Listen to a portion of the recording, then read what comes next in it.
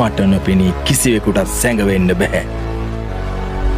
මම තමයි මේ ලෝකේ තියෙන සියලුම බලය පාලනය කරන්නේ.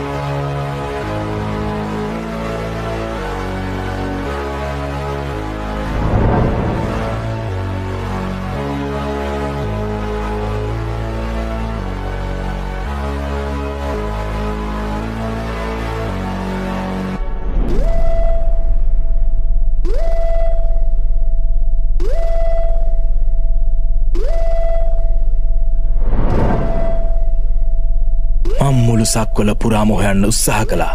නමුත් ඔබ වහන්සේ මාගේ ග්‍රහණයට හසු වුණේ නැහැ. ප්‍රඥය තථාගතයන් වහන්සේ මේ සක්වලෙහි සැඟවී සිටින්න උත්සාහ කරන්නේ නැහැ.